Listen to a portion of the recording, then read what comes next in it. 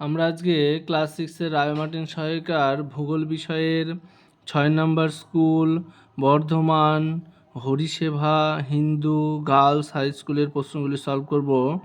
একের দাগের একের প্রশ্ন আছে, পৃথিবী থেকে প্রক্সিমা সেন্টারির দূরত্ব 4.2 আলোকবর্ষ। চাঁদের মাটিতে কোনো শব্দ শোনা যায় না, কারণ চাঁদে বায়ু নেই। খ্রিস্ট জন্মের 200 বছর আগে কে বলেছিলেন পৃথিবী আসলে গোলাকার? এরাটোস্থেনিস। নিরক্ষরেখার সমান্তরালে উত্তর গোলার্ধে বিস্তৃত কাল্পনিক রেখা হলো কর্কটক্রান্তি রেখা।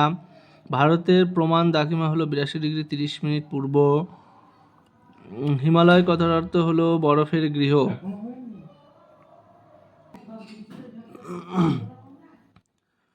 দুইয়ের দাগের একের প্রশ্ন হচ্ছে, ঝাঁটার মতো লেজ বিশিষ্ট উজ্জ্বল জ্যোতিষ্ককে ধূমকেতু বলে।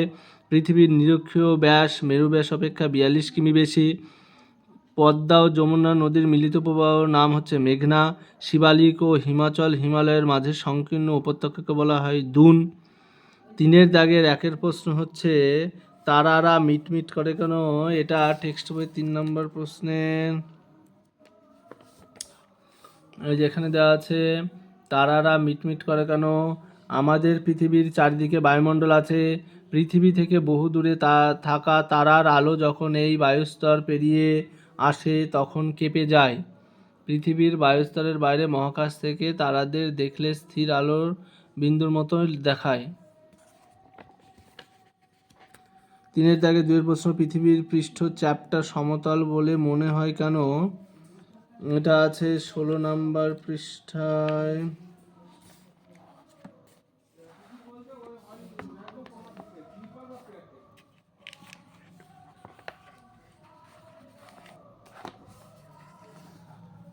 আসলে পৃথিবী এতই বিশাল যে এক নজরে যেটুকু দেখা যায় তাকে চ্যাপ্টা সমতল বলে ভুল হয়।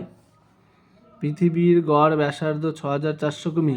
এত বড় ব্যাসার্ধের একটা বৃত্তের ওপর দাঁড়িয়ে এর খুব সামান্য অংশই আমাদের চোখে পড়ে, তাই ভূপৃষ্ঠটা চ্যাপ্টার সমতল বলে আমাদের মনে হয়।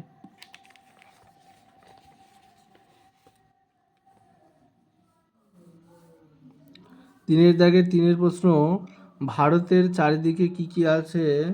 এটা হচ্ছে 67 নম্বর প্রশ্নে। ভারতের চারিদিকে এই যে ভারতের চারিদিকে কি কি আছে, ভারতের উত্তর পশ্চিমে আছে পাকিস্তান আফগানিস্তান, উত্তরে আছে চীন নেপাল ভুটান, ভারতের পূর্ব দিকে দেখা যাবে মায়ানমার বাংলাদেশ ও বঙ্গোপসাগর, পশ্চিমে রয়েছে আরব সাগর, একেবারে দক্ষিণে রয়েছে ভারত মহাসাগর আর শ্রীলঙ্কা।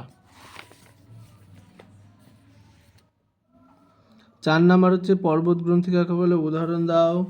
এটা আছে 71 নাম্বার পৃষ্ঠায়। পর্বত গ্রন্থি একদম সেম, এখান থেকে এইটুকুনি লিখতে হবে। পর্বত গ্রন্থি যে উঁচু জায়গা থেকে একাধিক পর্বতশ্রেণী বিভিন্ন দিকে বিস্তৃত হয়, যেমন পামির গ্রন্থি থেকে কারাকোরাম ও হিমালয়ের মতো কয়েকটা পর্বতশ্রেণী নানা দিকে বিস্তৃত হয়েছে। 4 দাগের একের প্রশ্ন, নিরক্ষরেখাকে মহাবৃত্ত বলা হয় কেন? এটা রায় মার্টিন সহায়িকায় 70 নম্বর পৃষ্ঠার 4 নাম্বার প্রশ্নে আছে।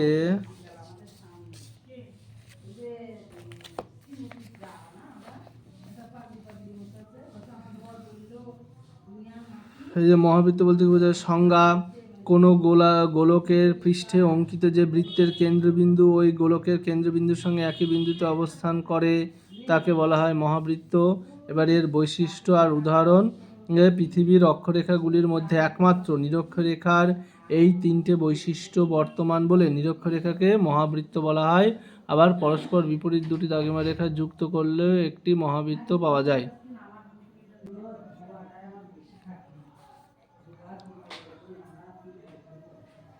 4 দাগের 2 প্রশ্ন, পৃথিবীর প্রকৃত আকৃতি পৃথিবীর মতোই বলতে কি বোঝায়? এটা আছে টেক্সট বই 18 নম্বর পৃষ্ঠায়। 18 নম্বর পৃষ্ঠায় আছে পৃথিবীর প্রকৃত আকৃতি, যে পৃথিবীর নিজের অক্ষের চারিদিকে অনেক দ্রুত ঘোরে বলে ওপর নিচ কিছুটা চাপা আর মাঝ বরাবর কিছুটা স্ফীত, তাই পৃথিবী পুরোপুরি গোল নয়। কমলালেবু বা নাশপাতির সঙ্গে পৃথিবীর আকৃতির কিছুটা মিল থাকলেও আসলে পৃথিবীর প্রকৃত আকৃতি পৃথিবীর মতোই, যাকে ইংরেজিতে বলা হয় জিওড। এবার 4 থেকে 3 প্রশ্ন, স্থানীয় সময় ও প্রমাণ সময়ের মধ্যে পার্থক্য লেখে। এটা রায় মার্টিন সহায়িকার 101 নম্বর প্রশ্নের 101 নম্বর পৃষ্ঠা 7 নম্বর প্রশ্নে যে স্থানীয় সময় ও প্রমাণ সময়ের হচ্ছে পার্থক্য। এবার লিখতে হবে যে স্থানীয় সময় কাকে বলে, প্রমাণ সময় কাকে বলে। স্থানীয় সময় নির্ণয়ের ভিত্তি হলো স্থানীয় দাগমার ওপর মধ্যাহ্ন সূর্যের অবস্থান। প্রমাণ সময় নির্ণয়ের ভিত্তি হলো দেশের মাঝ বরাবর প্রসারিত দাগমারেখা স্থানীয় সময়। একটি দেশে বিভিন্ন স্থানীয় সময় লক্ষ্য করা যায়, আর সাধারণত হচ্ছে পূর্ব পশ্চিমে অপেক্ষাকৃত কম বিস্তৃত দেশের একটি প্রমাণ সময় লক্ষ্য করা যায়। দ্রাঘিমারেখার পরিবর্তনের সঙ্গে সঙ্গে স্থানীয় সময়ের পরিবর্তন হয়। দ্রাঘিমারেখার পরিবর্তন ঘটলে সাধারণভাবে প্রমাণ সময়ের পরিবর্তন হয় না। একই দেশে বিভিন্ন স্থানে স্থানীয় সময় ভিন্ন হওয়ায় স্থানীয় সময়ের ব্যবহার হচ্ছে কম, আর সারা দেশে প্রমাণ সময় এক ও অভিন্ন হওয়ায় পৃথিবীর সব দেশের সমস্ত কাজে কিন্তু প্রমাণ সময় ব্যবহার করা হয়। 1 ডিগ্রি দ্রাঘিমার পার্থক্যের জন্য সময়ের পার্থক্য 4 মিনিট। প্রমাণ সময়ের সর্বনিম্ন পার্থক্য হলো 30 মিনিট। কলকাতার স্থানীয় সময় হচ্ছে 88 ডিগ্রি 30 মিনিট পূর্ব দ্রাঘিমার সময় অনুসারে গণনা করা হয়, আর ভারতের প্রমাণ সময় হচ্ছে 82 ডিগ্রি 30 মিনিট পূর্ব দ্রাঘিমার সময় অনুসারে গণনা করা হয়। 4 দাগের 4 প্রশ্ন, উত্তর ভারতের সমভূমি অঞ্চলের জনবসতি বেশি হওয়ার কারণ লেখো। এটা হচ্ছে আছে উত্তর ভারতের জনবসতি বেশি হওয়ার কারণ, এটা টেক্সট বইয়ে আছে। এটা টেক্সট বই 72 নম্বর পৃষ্ঠে এখানে লেখা আছে যে উত্তরের নদীগঠিত সমভূমি অঞ্চল, এখানটাতে এই যে জমি উর্বর, চাষবাস খুব ভালো হয়, সমতল ভূমি, যোগাযোগ ব্যবস্থা, উন্নত শিল্প কারখানা গড়ে উঠেছে নদীর তীরবর্তী অঞ্চলে, সমতল ভূমি হওয়ায় যাতায়াত ব্যবস্থা ভালো, সেই কারণে এই অঞ্চলে প্রচুর মানুষ বসবাস করে। এটা লিখতে হবে। আর এটা রায় মার্টিনের হচ্ছে 245 নম্বর পৃষ্ঠায় 5 নম্বর প্রশ্ন, 245 নম্বরের 5 নম্বর প্রশ্ন, 45 নম্বরের 5 নম্বরের প্রশ্ন, যেখানে পয়েন্ট করে সুন্দর করে লেখা আছে ভারতের জনজীবন ও উত্তর সমভূমি অঞ্চলের গুরুত্ব অপরিসীম। এটা হচ্ছে কৃষির প্রসার, উন্নত যোগাযোগ ব্যবস্থা, তারপরে আছে হলো নগরায়ন, শিল্পায়ন, ঘন জনবসতি।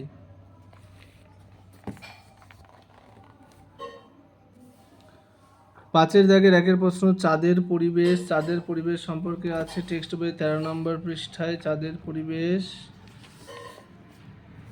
এই যে এখানটাতে লাল কালি দিয়ে যেগুলো দাগানো আছে সেইটুকুনি লিখলেই হবে 5 নম্বরের প্রশ্নে। চাঁদের পরিবেশ, আমরাও চাঁদের পাড়ি দেওয়ার কল্পনা করতে পারি। এখানটাতে চাঁদে যেমন বাতাস নেই, নিঃশ্বাস নেওয়া যায় না, শব্দ শোনা যায় না, তারপরে সাদা, সব কিছু রং সাদা আর কালো দেখায়। তারপরে পৃথিবী থেকে চাঁদের মধ্যাকর্ষণ শক্তি কম হওয়ায় বস্তুর ওজন হচ্ছে কম, এগুলো লিখতে হবে। সেখানটাতে হচ্ছে মানে গরম কত ডিগ্রি সেলসিয়াস, তারপরে রাতের বেলায় হিমাঙ্কের নিচে চলে যায়, যেটা -150 ডিগ্রি সেলসিয়াসে হয়ে যায়, এগুলো লিখতে হবে। তারপরে কেমন গাছপালা নেই, এবড়ো খেবড়ো জমি, ছোট বড়, এই লাল দাগ দেওয়াগুলো, এগুলো লিখলেই হবে। এটা রায় মার্টিনের সহায়িকার হচ্ছে পৃষ্ঠা নাম্বার 15-16।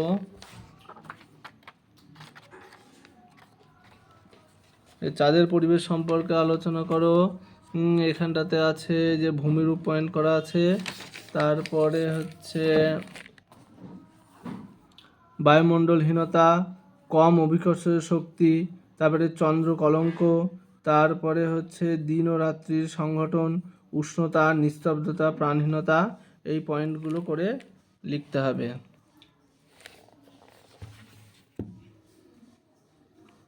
5 থেকে 2 প্রশ্ন হচ্ছে পৃথিবী গোল, এই ধারণার প্রমাণগুলি লেখো। এটা টেক্সট বই 17 নম্বর পৃষ্ঠা আছে। পৃথিবী গোল, এর প্রমাণগুলো হচ্ছে এই পয়েন্টগুলো লিখতে হবে।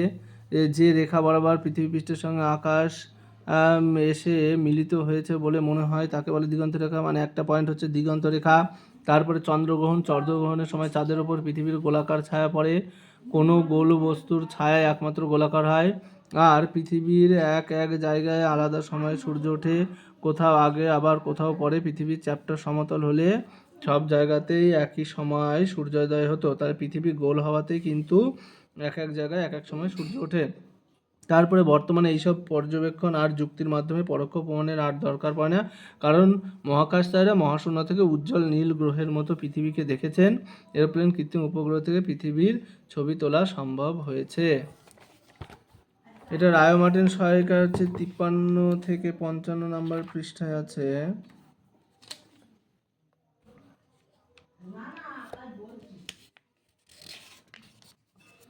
যে পৃথিবীর আকৃতি, গোলাকার আকৃতির প্রমাণগুলি এখানে আছে। যে গোলাকার ছায়া, যে চন্দ্রগ্রহণের সময় যে ছায়া পড়ছে গোলাকার ছায়া, সেই জন্য বোঝা যায়। তারপরে হচ্ছে দূরবীক্ষণ যন্ত্র দিয়ে দেখা যায় যে পৃথিবী গোল। তারপরে জাহাজের দৃশ্য, সূর্যোদয় ও সূর্যাস্ত, জাহাজের দৃশ্য, তারপরে সূর্যোদয় ও সূর্যাস্ত, তারপরে হচ্ছে দিগন্ত রেখা, তারপরে আসছে দিগন্ত রেখা, এখানটাতে এই যে লাল দাগ দেওয়া এগুলো যেগুলো সেগুলোই লিখলে হবে। আর লাস্টে আসছে প্রত্যক্ষ কারণ, মহাকাশচারীরা মহাশূন্য থেকে স্বচক্ষে উজ্জ্বল নীল গ্রহের মতো পৃথিবী দেখেছেন, যার থেকে প্রমাণ হয় যে পৃথিবী গোল। তারপরে 5-এর দাগের 3-এর প্রশ্ন আছে, হিমাদ্রি হিমাচল হিমালয় সম্পর্কে লেখো। এটা হচ্ছে 71 টেক্সট বই 71-72, এই যে এটা আছে হিমাদ্রি, এই পুরো অংশটাই লিখতে হবে হিমাদ্রি। 71 নম্বর পৃষ্ঠা আছে হিমাদ্রি। আর হিমাচল আছে এখানে, এই যে পুরো অংশটাই লিখতে হবে, এরকম পয়েন্ট করে লিখতে হবে, হিমাচল পয়েন্ট করে বাকি অংশটা লিখতে হবে। হিমাদ্রির দক্ষিণে অবস্থিত জম্মু কাশ্মীর রাজ্যের পীরপাঞ্জাল আর আর হচ্ছে হিমাচল প্রদেশের ধওলাধর পর্বতশ্রেণী এই অংশে লক্ষ্য করা যায়। হিমাদ্রি, হিমালয় ও পীর পাঞ্জালের মাঝে রয়েছে কাশ্মীর উপত্যকা। দার্জিলিং, মৌসুরি, মানালি, নৈনিতাল, সিমলার মনোরম প্রাকৃতিক সৌন্দর্যের আকৃষ্ট হয়ে বহু পর্যটক প্রতি বছর এই পাহাড়ি শহরগুলোতে বেড়াতে আসেন। তারপরে 5-এর থেকে 4-এর প্রশ্ন হচ্ছে, উৎস থেকে মোহনা পর্যন্ত গঙ্গা নদীর গতিপথ। এটা টেক্সট বই 73 নম্বর পৃষ্ঠায় আছে, গঙ্গা নদীর গতিপথ। এইটা এখান থেকে পুরোটাই লিখতে হবে। এখান থেকে এই যে গঙ্গোত্রী হিমবাহের গোমুখ, এটা হবে উৎস। তারপরে প্রধান হচ্ছে উপনদী মিলিত হয়ে, তারপরে 3 নাম্বার পরপর 1, 2, 3 পরপর করে লিখতে হবে। তারপরে মুর্শিদাবাদ ধরলে নিয়ে যে পদ্মার ভাগীরথী হুগলি নামে ভাগ হচ্ছে। 4 নম্বরে প্রধান শাখা পদ্মা, যেটা বাংলাদেশে চলে যাচ্ছে, আর একটা ভাগীরথী হুগলি পশ্চিমবঙ্গের উপর দিয়ে, যেটা বঙ্গোপসাগরে যে মিশছে। তারপরে লিখতে হবে এর দৈর্ঘ্য, ভারতের দৈর্ঘ্য 2000 আর হচ্ছে 71 কিমি। তারপরে হচ্ছে উপনদীগুলো লিখতে হবে এবং প্রবাহ পথে গড়ে ওঠা বিভিন্ন শহর, এটা লিখতে হবে। এটা রায় মার্টিন সহায়িকায় 242-43 নম্বর পৃষ্ঠায় দেওয়া আছে। এই যে গঙ্গা নদীর গতিপথ বর্ণনা করো। গঙ্গা নদীর গতিপথ বর্ণনা, এটা প্রথমে ভূমিকা, এটা লিখতে হবে। তারপরে এই যে উৎস, তারপরে গতিপথ কোথা দিয়ে প্রবাহিত হয়েছে। গতিপথের আবার 3টে ভাগ আছে, একটা উচ্চ গতি, একটা হচ্ছে মধ্যগতি, একটা নিম্নগতি।